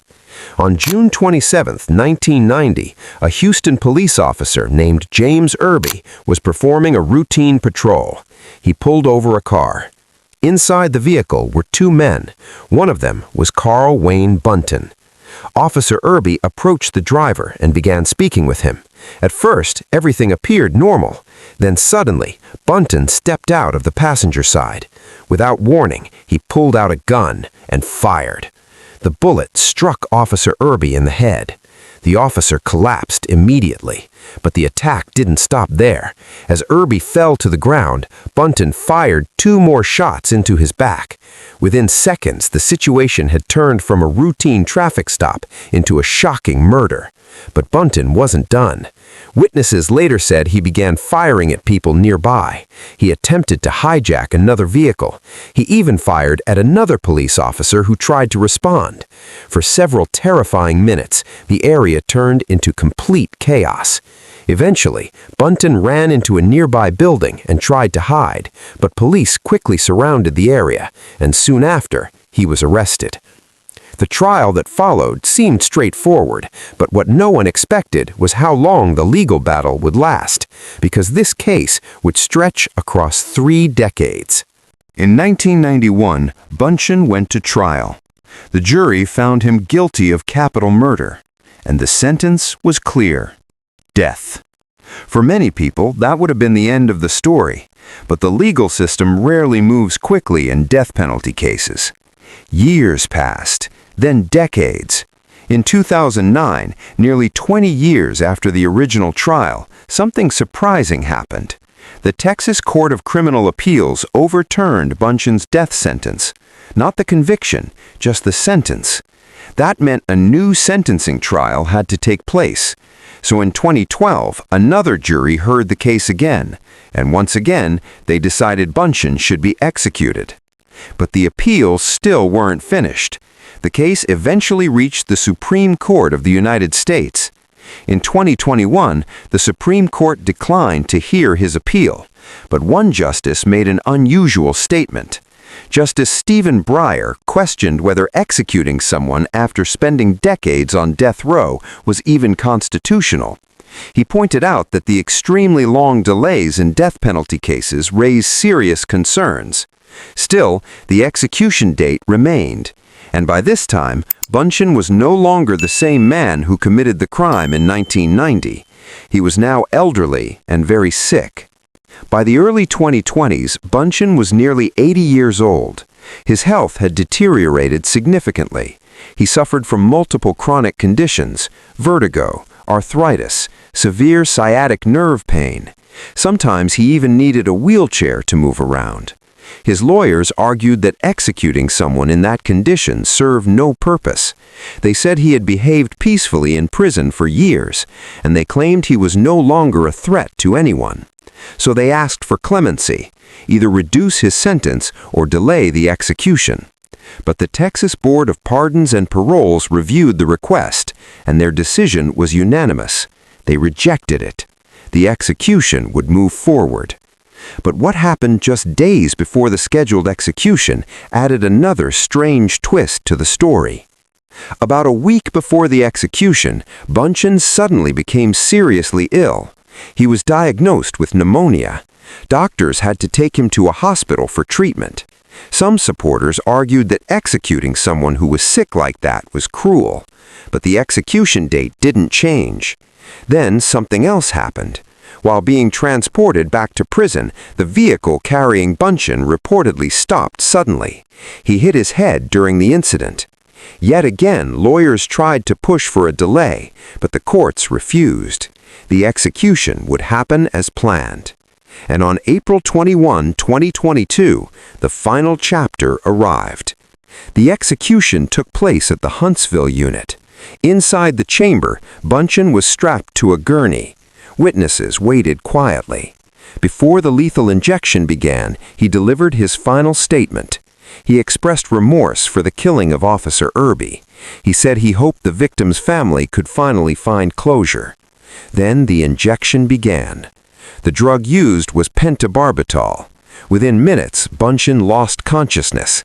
At 6:39 p.m., he was pronounced dead. But outside the prison, something unusual was happening. Dozens of motorcyclists had gathered near the facility.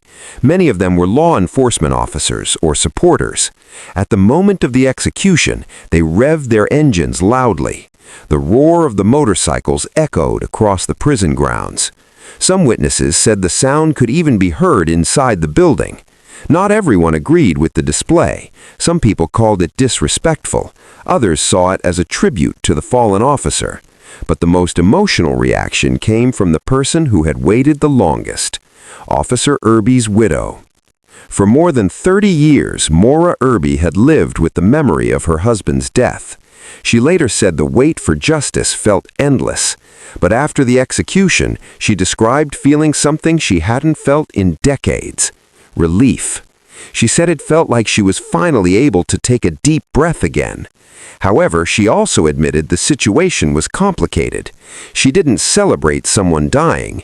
Instead, she said the execution wasn't about revenge.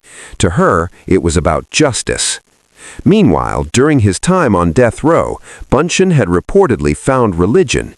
He spent years reading the Bible and speaking about faith. But none of that changed the final outcome. After more than 30 years behind bars, his story ended in the execution chamber.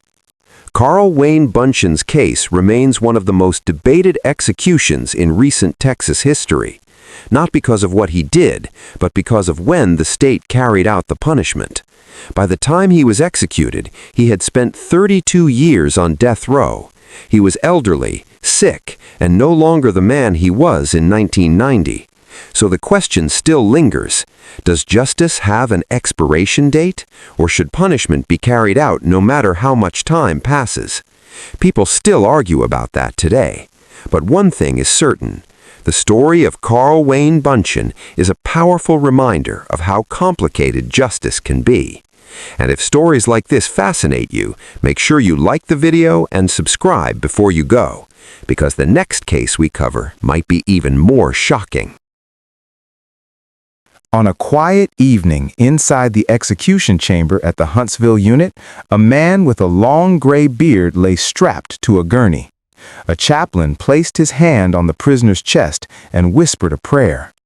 Moments later, the warden asked the question that always comes last: "Do you have a final statement?" The man looked through a small glass window where his wife stood watching. His voice cracked. "I don't want to leave you, baby. I love you. See you when you get there." Then he mouthed a kiss. A few minutes later, the drugs began flowing into his veins. 17 minutes after that, he was dead. But here's the disturbing part. This man wasn't executed for killing a stranger. He was executed for killing his own mother. And the story of how their relationship spiraled into violence is one of the most unsettling family tragedies to come out of East Texas. Before we dive in, quick favor: if you enjoy true crime stories that uncover the dark truths behind real cases, hit that like button and subscribe. It helps the channel more than you think, and you won't miss the next story. Now let's rewind to where this nightmare began. The victim in this case was Carolyn Click, a 62-year-old woman living in the small East Texas town of White House, Texas. Neighbors described her as friendly, talkative, and the type of person who believed families should stick together no matter what. And that belief would ultimately cost her everything. Carolyn's relationship with her son Tracy had been troubled for years. Arguments, violence, police calls. According to testimony from neighbors, the fights between them could get explosive. One witness even said there had been an earlier incident where Tracy beat his mother so badly she was left barely alive. Yet, despite all of that, Carolyn still welcomed him back into her home in October of 2003. Friends didn't understand why, but to Carolyn it was simple. He was her son, and she believed living together again might finally repair their broken relationship. Unfortunately, that hope didn't last long, because almost immediately after Tracy moved in, the fighting started again. And this time, the tension inside that home would lead to something far worse. Neighbors later told investigators that arguments between mother and son were almost daily events. Raised voices, doors slamming, threats that could be heard from outside. At one point, Carolyn even confided in a neighbor that Tracy had said something deeply disturbing. He allegedly told people he just wanted to shut her up. Those words would later echo through the courtroom. Despite the tension, Carolyn tried to keep the peace, but by November 2003, things had reached a breaking point. After another heated argument, she reportedly told Tracy he needed to move out. That demand would turn out to be the final straw, because later that same day, Carolyn Click vanished. And what investigators would uncover next shocked the entire community. When Carolyn suddenly disappeared, neighbors became concerned almost immediately. Something didn't feel right. Her son Tracy was still around the property, but Carolyn herself was nowhere to be seen. Eventually, police began asking questions. At first, Tracy gave several different versions of what had happened, but one detail kept appearing in his story. He said that on the night his mother died, he had come home drunk. An argument broke out between them. The shouting escalated. Then the fight turned physical. According to Tracy's later statement to police, he wrapped his hands around his mother's neck during the struggle. He claimed he only meant to silence her, but the pressure didn't stop, and eventually, she stopped breathing. Tracy later told investigators he didn't even realize she was dead until the next day. But instead of calling for help, instead of telling anyone what had happened, he made a decision that would turn a tragic death into a horrifying crime. Because what he did next would make the case even darker. Behind Carolyn Click's mobile home was a small patch of backyard. It looked ordinary, quiet, but investigators would soon discover it was hiding a terrible secret. After realizing his mother was dead, Tracy dug a hole in that backyard. Then he buried her body there. For days, no one knew the truth. But that wasn't the only disturbing part.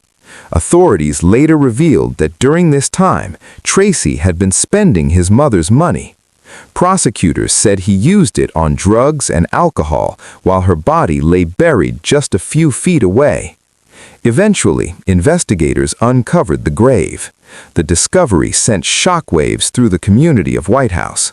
A son had killed his mother and then tried to hide it in the very yard where she lived. But the legal case that followed would take an unexpected turn, because prosecutors weren't just seeking a murder conviction.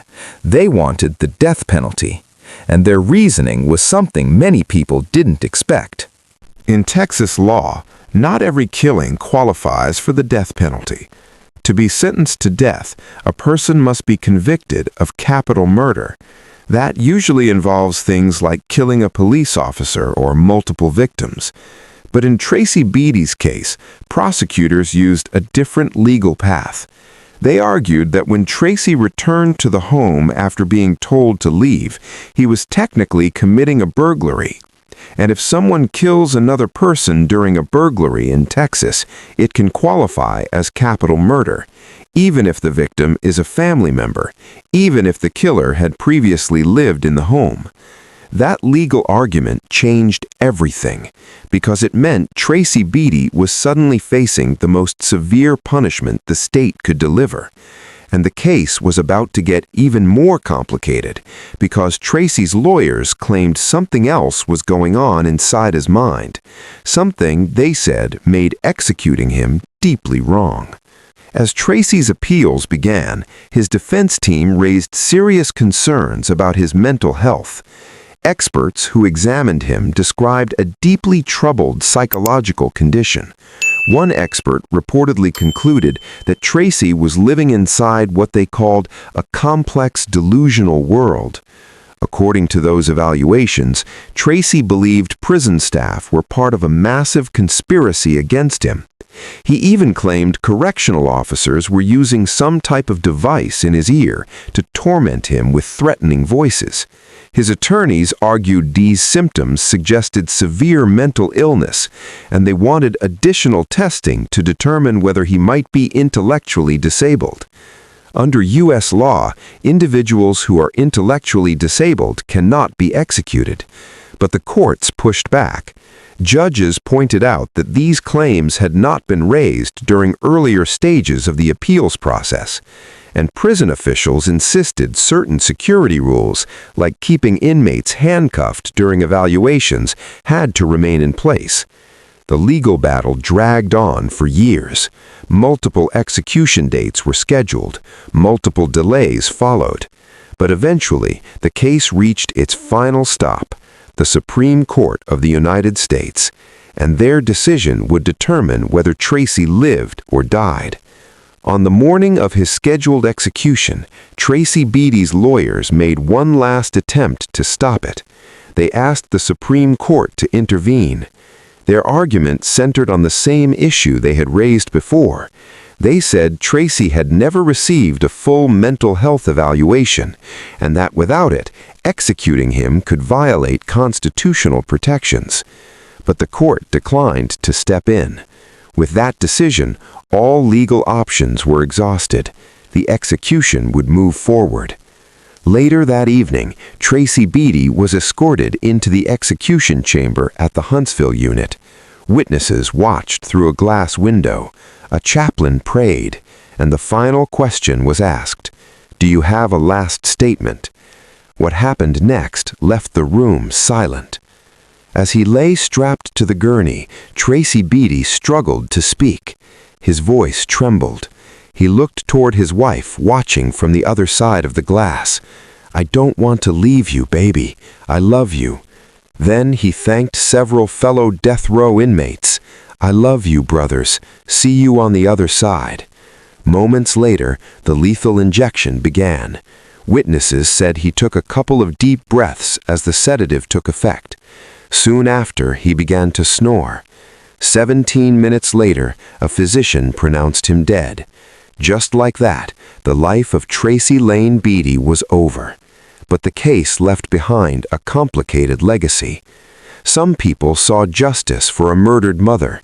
Others questioned whether someone suffering severe mental illness should face the ultimate punishment. Either way, the story remains one of the most disturbing family tragedies to ever end inside the Texas execution chamber. In the end, this case wasn't just about crime. It was about a broken relationship between a mother and her son, a woman who kept believing things would get better, and a conflict that spiraled into a moment of irreversible violence. Today, Carolyn Click is remembered by neighbors as someone who never stopped loving her child, even when things became dangerous. And that heartbreaking truth is what makes this case so unsettling, because sometimes the darkest stories don't begin with strangers. They begin inside our own homes. On the surface, Robert Fratta was just another cop. But inside, he was a ticking time bomb, one who believed murder was easier than losing a custody battle. This is the chilling story of a father who orchestrated his wife's assassination in cold blood, and the two men he dragged into the shadows with him. It's a tale of betrayal, obsession, and justice delayed but not denied. Fratta had dreams like anyone else: love, marriage, family. She was born on August 5, 1961, in Guildford, Surrey, England. Graceful, intelligent, and grounded, she moved to the U.S. to pursue a new chapter. That chapter began in 1983 when she married Robert Allen Fratta, a Missouri City public safety officer in Texas. Together they built a life, 3 beautiful children, a quiet home in the suburbs. To outsiders, they looked like the American dream, but dreams can be deceiving. Behind the closed doors of their picture-perfect home, Fratta's life was unraveling.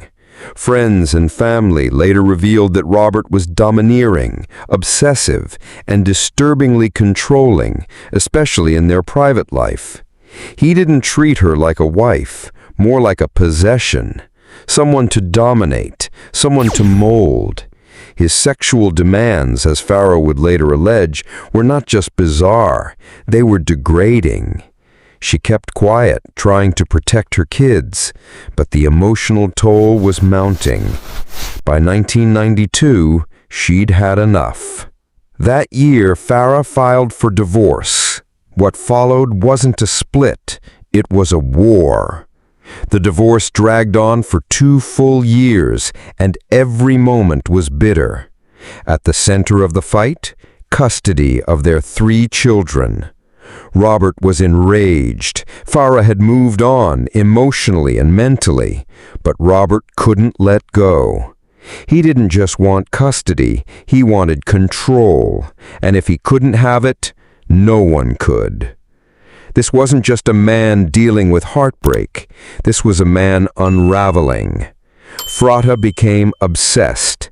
His co-workers, fellow officers, reported hearing him talk casually, even gleefully, about killing Fratta. One gym buddy said Robert spoke openly about using a gun. Another claimed Robert described staging her death to look like a carjacking. He even brought a firearm to a nightclub while floating the idea. It wasn't just talk. It was a manifesto in the making. Multiple witnesses, including officers from his own department, later testified that Robert made repeated statements about hiring someone to kill his wife. One female friend recalled him specifying he was looking for a hitman, preferably someone who was African American, to throw off suspicion. At a local diner, he even asked another acquaintance if he knew someone who could take care of Fratta. No one stopped him. No one alerted the authorities. Maybe they thought he was joking. But Robert Fratta wasn't joking. He was hunting. What would you do if your friend, especially a police officer, spoke casually about committing murder? Let us know in the comments. And if this story has your heart racing already, give this video a like so we can bring you more real-life horror from behind bars. By 1994, Robert Fratta was 37 and furious. His custody case wasn't going his way. He'd been ordered to pay child support. His reputation at the police department was crumbling. So he stopped talking and started doing. That year, he approached Joseph Andrew Pristash, a 38-year-old gym buddy with a criminal record and a dark streak. Robert didn't just vent, he asked for help, not in handling the divorce, but in ending it with bullets. Pristash agreed, for a price. He introduced Robert to a teenager from his neighborhood, 18-year-old Howard Paul Guidry, a kid who at that age should have been chasing dreams, not executing murder plots. But Guidry needed money, and Robert Fratta was offering $1,000 for the kill. Pristash, the middleman, would get $2,000 and a Jeep. The deal was struck. November 9th, 1994, the trap was set. Farra had dinner that night with Robert and their kids. It was a normal evening, quiet, routine. She didn't know it would be her last. After dinner, Robert took the children out. 2 went to the church nursery, 1 to catechism class. Farra returned home alone. She was likely getting ready to wind down for the night. Instead, she walked into her garage and into an ambush. Waiting for her was Howard Guidry. He stepped out of the shadows and fired 2 rounds. Both bullets struck Farra in the head. She died instantly. The killer fled the scene, hopping into a getaway car driven by Pristash. It was a textbook execution, but there was one problem. Farra had neighbors, and they saw everything. Some described the shooter as African American.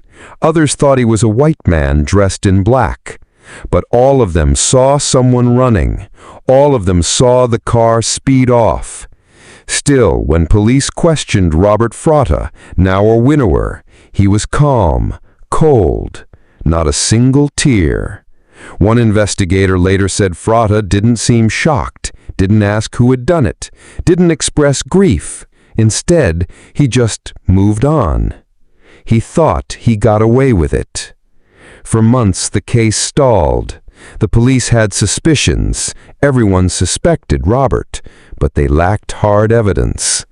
Meanwhile, Robert fought to regain custody of the children against Farra's grieving parents. He lost that battle, too.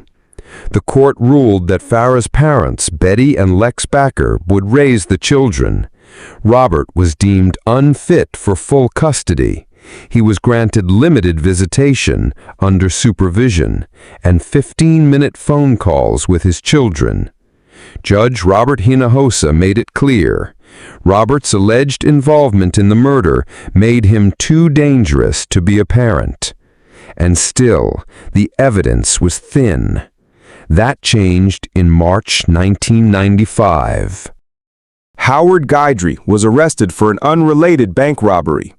Inside his backpack, police found a revolver, a .38 Charter Arms, just another weapon until it was traced back to Robert Fratta. Turns out, Farra had given that very gun to her father for safekeeping, but in the summer of 1994, Fratta convinced him to return it. That same gun would later match the bullets found in Farra's garage. Then came the domino effect. Joseph Pristash's girlfriend, Mary Gipp, cracked. She told police everything: how Pristash was the getaway driver, how Guidry pulled the trigger, how Robert Fratta orchestrated the entire thing. With that testimony and the ballistic evidence, police arrested all 3: Fratta, Pristash, and Guidry. The hunt was over. The trials were just beginning. Want to know how these men face justice and whether any of them escaped the needle?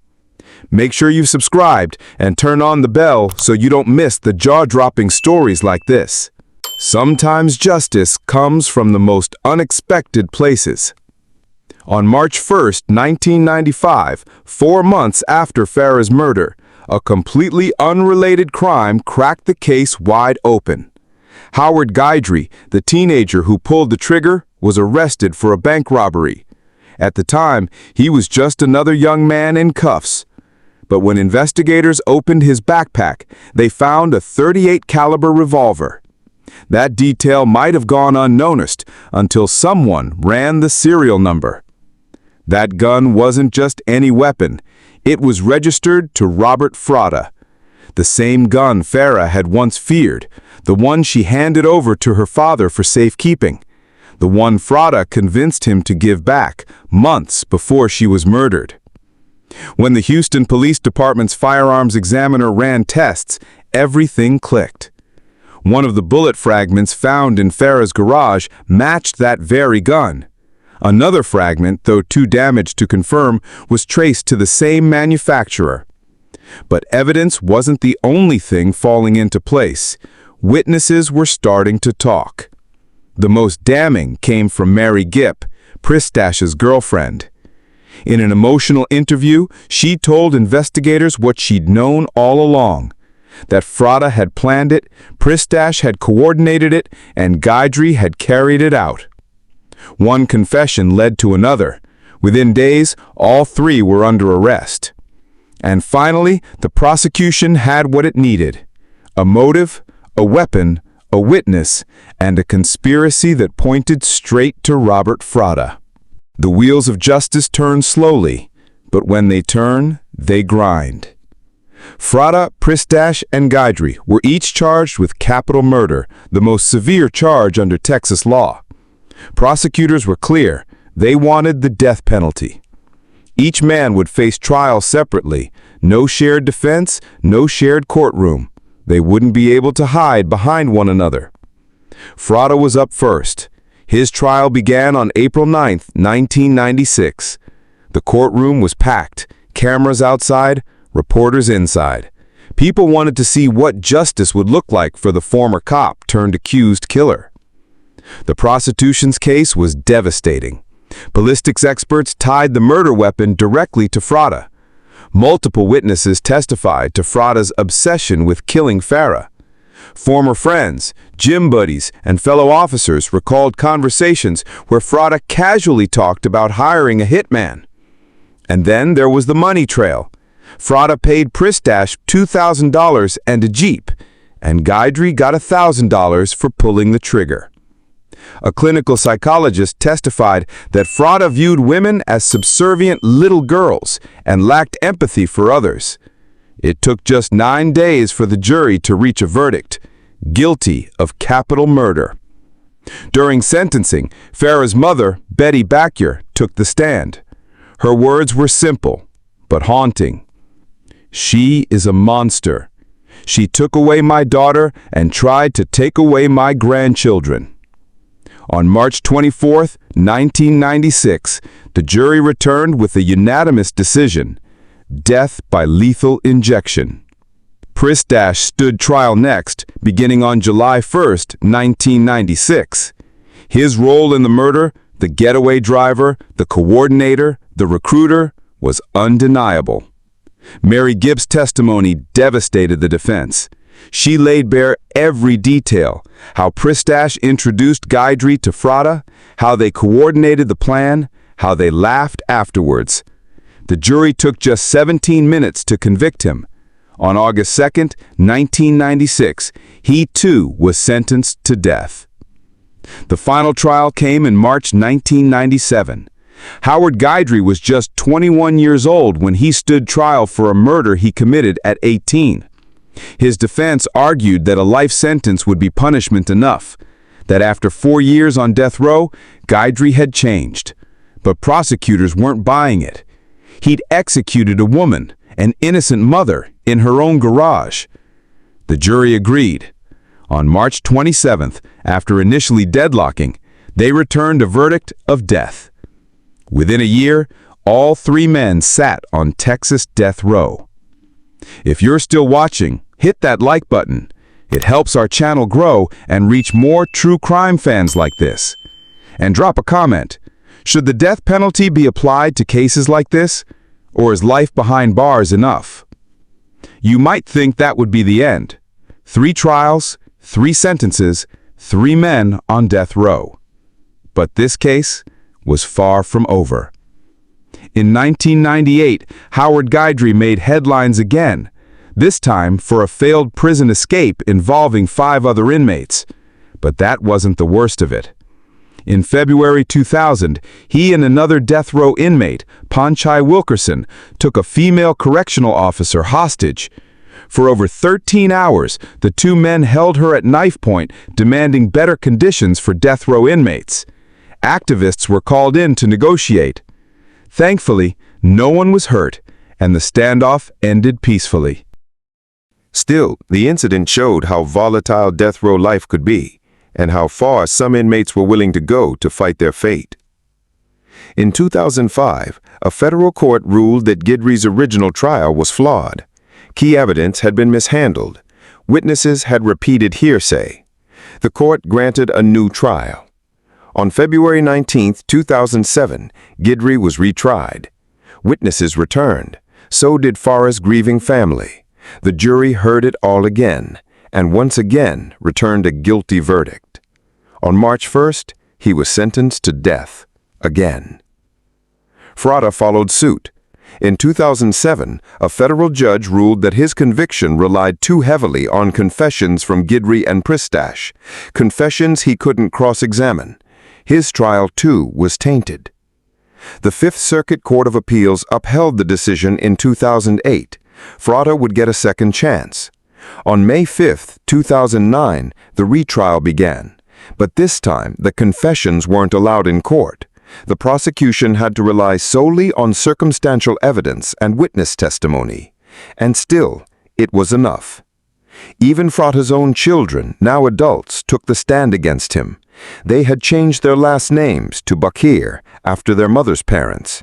To them, their father was a monster. On May 14th, the jury found him guilty again. On May 29th, they gave him death again. Justice delayed, but not denied. If you think retrials are fair or just loopholes for killers, let us know in the comments. And make sure you're subscribed. We've got more death row cases coming that'll leave you speechless. Even after his second death sentence, Fratta wasn't done fighting. He filed appeal after appeal, reaching as high as the U.S. Supreme Court. But every time the answer was the same: denied. Then, in July 2022, the state of Texas moved forward with his execution order. His lawyers made a final attempt to stop it, claiming that Texas was using expired lethal drugs. They argued it violated his rights, calling it cruel and unusual punishment. The court didn't agree. On October 12, 2022, a Texas judge signed Fratta's death warrant. His execution was set for January 10, 2023. The night of his execution, Fratta showed no remorse, no emotion, no final words. His eldest son, Bradley Bakir, and Farah's brother Zane attended the execution. So did Andy Cahan from Crime Stoppers. They watched through the glass as the man who destroyed their family lay strapped to a gurney. At 7:49 p.m., after a single dose of pentobarbital, Robert Fratta was pronounced dead. 28 years, 2 trials, 3 children left without a mother, and finally, closure. As of 2025, Joseph Pristash died on death row in June 2025. His cause of death? Undisclosed. No one mourned him. Howard Guidry remains on death row, still fighting, still alive, still unrepentant.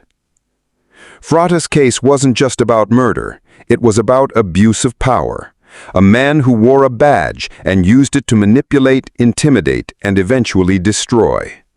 He didn't pull the trigger, but make no mistake, he planned every detail. And in the end, he paid for it with his life.